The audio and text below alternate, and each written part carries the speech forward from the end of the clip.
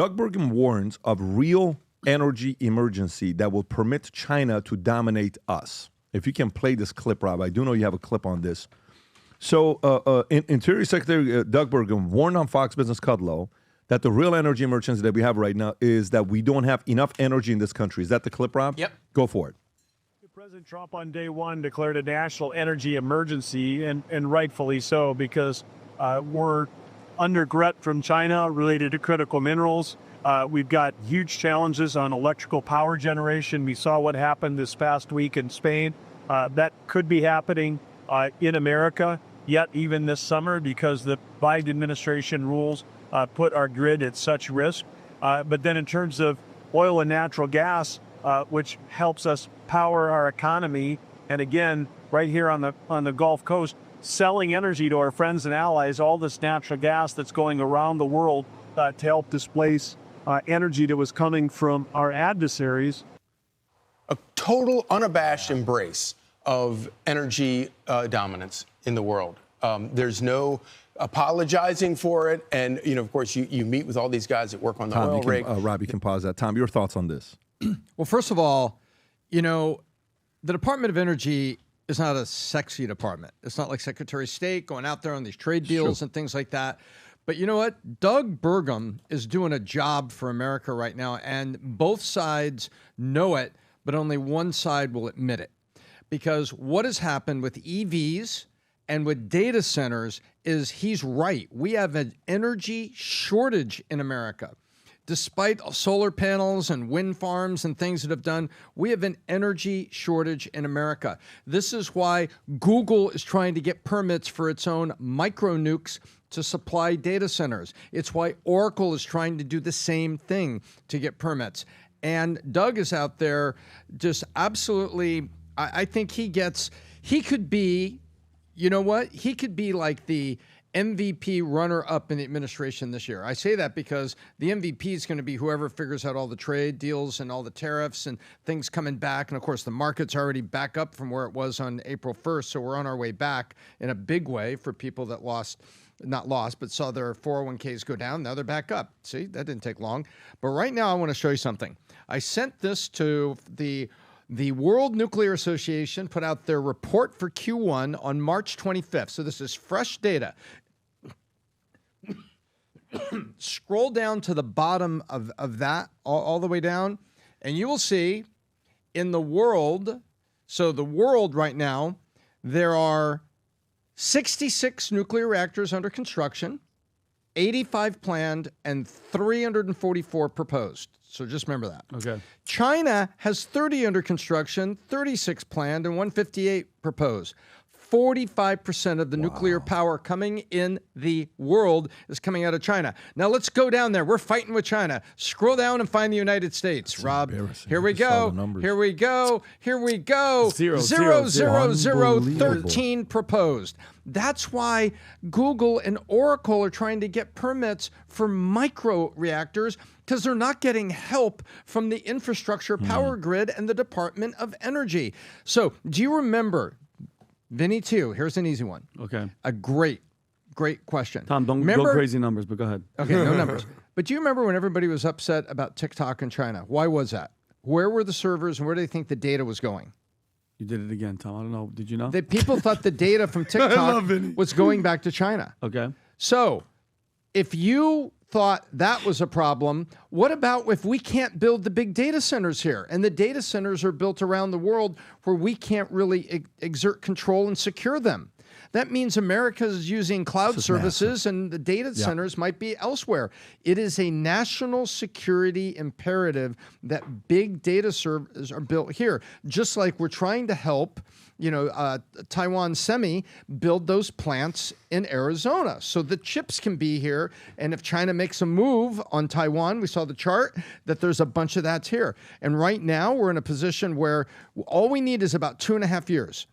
All we need is about 2.5 years for those chip plants. So at the end of Trump's second term, if those chip plants are built, one of the things that Donald Trump can put a big W on the scoreboard is he moved so much chip manufacturing to the U.S. from Taiwan to neutralize that China threat. Well, Doug Burgum, God bless you. I'm a big fan for real reasons. And he's out there talking about this, saying we have an energy crisis, and he's right. We need to get permits. This is not 3 Mile Island nukes. These are new technology, smaller footprint nukes, but this is what we need. And look at this. Thanks to the Greens and thanks to other lobbying, we have 13 proposed in the United States. And China, watch out, gang, is building 40% of the nuclear power currently being built and proposed in the world is being built in China. Why aren't we? So those 13 proposed. Why aren't they pulling the trigger right now? Trump is in charge. Well, I think that's exactly what's happening. They got to get Congress behind them. But Doug Burgum is out there banging the drum saying, hey, we got to get going. Okay. Better than the drums and the cheerleader, Tom. That's the Fed. Different. Okay. Yeah, that's what I'm saying. That's Jerome Powell's job. So I'm glad that you caught on to how great Doug Burgum actually is. I was on to this guy. I will interrupt you and say you. You were behind Doug at the beginning of the campaign. I was, and I'm so glad to see that Doug Burgum is part of the Trump administration. We saw him at the inauguration or at CPAC. He's awesome. Dude, he was one killer crossover away from maybe being president. You remember during the election, this guy was in an ankle brace. One of his staff crossed him over and almost dunked on him, and that lost his chances. But he showed up. You got to give Doug a best friend a hug, no doubt. But here's the deal. He's the Secretary of the Interior. What does that even mean, Secretary of the Interior? I'll tell you what it means. Here's what he's in charge of: natural resources, public lands, and water.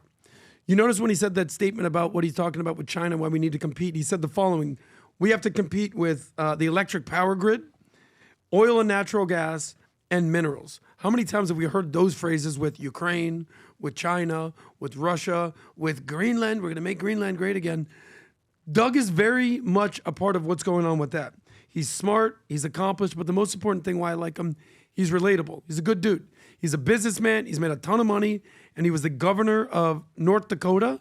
And I'm glad that he's part of the Trump administration. And if you remember one thing about when Trump came to office, when he was, I think, being interviewed, I'm going to be a dictator on day one. What were the two things he said? Number one, we're going to shut down the border.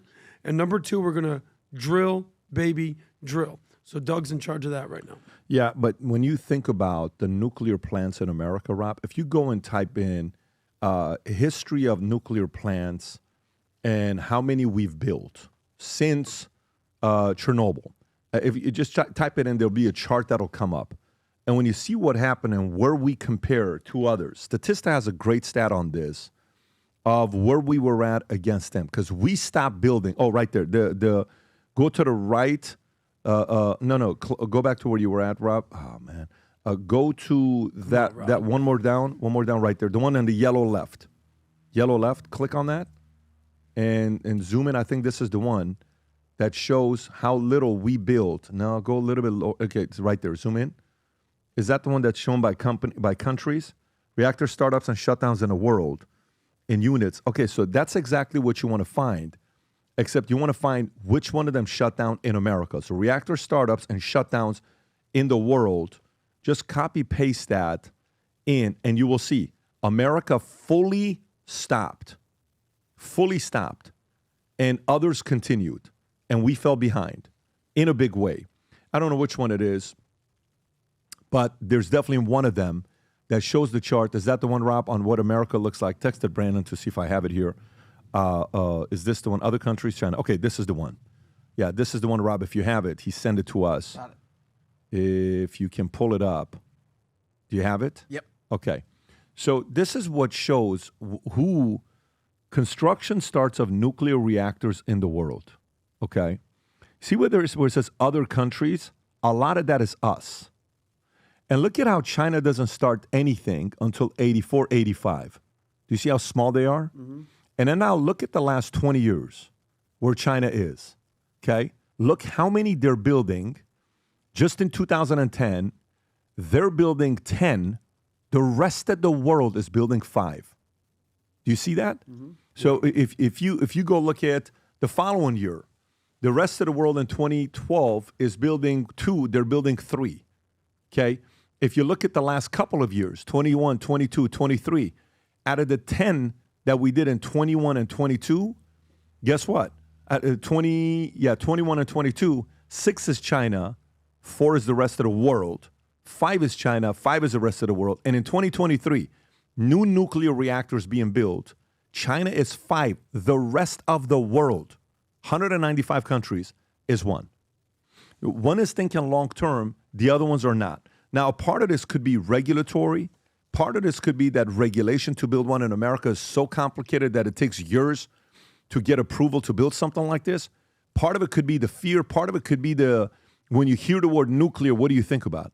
Chernobyl. 3 Mile Island. That's Chernobyl. right. That's what you think of. Never again will we do. It's going to blow up. It's going to do this. It's going to be. Nagasaki. They're like, no, we have to go in this direction because the world needs power. So this could be another thing. What Tom talked about is very important.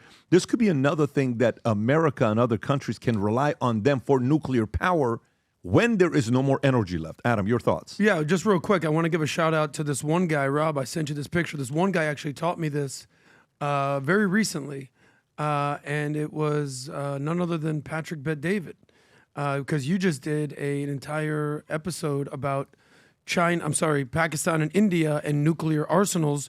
But the top of the Statista graphic is China is expanding their nuclear arsenal. Number 1 is Russia. Number 2 is the United States. But number 3 is China. And since 2023, so the last 2 years, they're plus 90 in their nuclear arsenal, whereas Russia is minus 109. This is different, though. Okay, We're not explain the difference. No. This is arsenal. Okay. I'm not talking arsenal. I'm talking nuclear energy.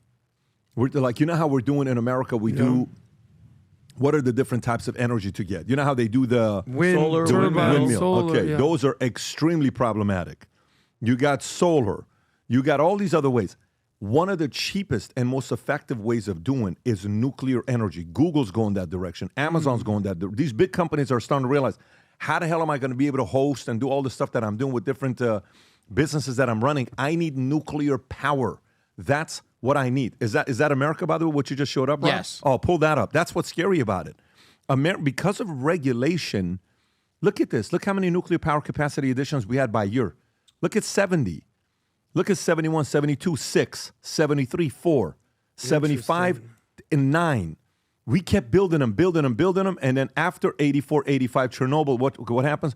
Goes all the way down to 0, 1, 0, 1. From 96 till 2015, it's 0. From 96 till today, it's 0. 2023, it's 0. Okay. So This explains things a little bit better, because I think I just made a mistake that many Americans make. You associate nuclear. what just happened with was weaponry. so perfect. You It know, was but so it's- perfect. yeah. it's so perfect because that's how I went the first. Yeah. This is not my specialty. This is not what I know about. But I do know when you're sitting there as a company, you're like, hey, how much do we have to pay with hosting for this? How much do we have to? So imagine now, add that to Google. Add that to Google on how many videos and all. You need energy. You need a. Think about crypto. Crypto, Bitcoin is ran on what? Energy. The energy that you need. The cleanest energy. By the way, look at this. The cleanest energy is who?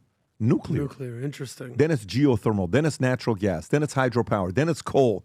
Then it's wind. Then it's solar. Wow. But we've been afraid to go there Yeah. because people still are uncomfortable with the word nuclear. Well, Tom, you look it's like a you want to dirty say word. something. And And it I looked shouldn't up be. something else. Can we go back to that chart that we just talked about by year?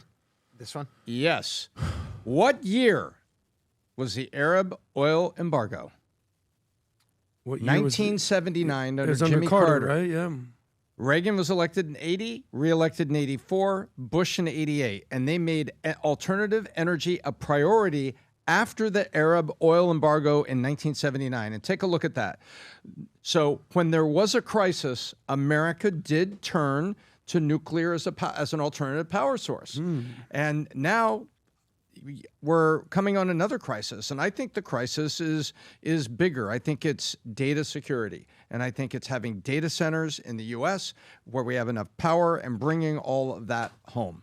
Yeah, so this is very, very important long term. And what Tom showed, that what China is doing versus the rest of the world, it's concerning. I'm glad Doug Burgum is in there to help out with this because it's very important for everyone else. So we officially now have a collaboration of ties with Stefano Ricci. We have this jacket that just came out, new ties with Valuetainment on it, a blue sports jacket that looks amazing with the Valuetainment logo, the button. I don't know if you saw the button there. with the Valuetainment logo on the side of it. Subtle tie and Valuetainment belt. Absolutely sick belt that we have. Again, this is for those that are business owners. Can you show us this jacket here that you have, Chris? Go for it. Let's go to Chris here. Appreciate it. Thanks, Pat. So we're going to walk you through our 16 units that we have of this lambskin leather aviator bomber here. 100% lambskin. I'm going to walk you why. You're saying, Chris, it looks like we have a couple logos. We don't know what's going on, but let me walk you through why it's special. Obviously, Lion Shield branding, right? Let's walk you through what these degrees mean. This is exactly our degrees here. We're on a landing pad here in Florida. This is where we take off with you guys sitting at home. And let me walk you through why it's special on the inside. So one of the things that Pat has said to us and mentions every day.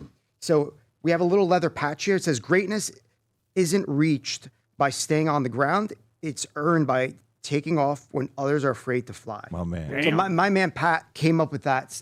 It makes sense with our aviator jacket. Let me walk you through our custom lining. You can see That is sick. that is VT with our Lion Shields. I love it. Each of the 16 that are remaining are going to be hand signed by Pat with this leather patch.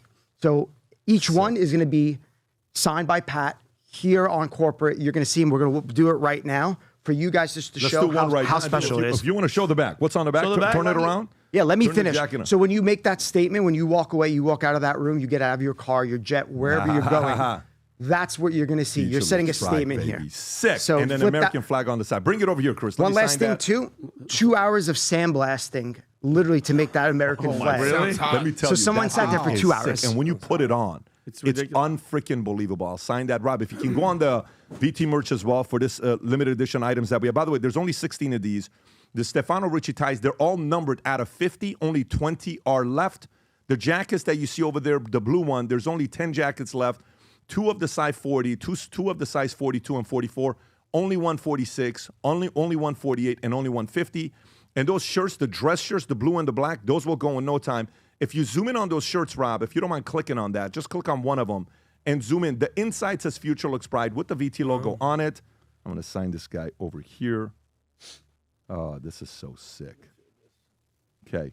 Chris, if you want to come grab this, guys, all you have to do is go to vtmerch.com to get this gear. This will literally go because it is limited. And again, if you're a business owner, if you ever see me wear these black shirts, now you're seeing what we're doing, the black and blue shirts, Valuetainment gear. Go to vtmerch.com to place your order. Limited supplies. This will go in no time. And cannot wait to see you guys sported and post pictures of it all over the place. If you enjoyed this video, you want to watch more videos like this, click here. And if you want to watch the entire podcast, click here.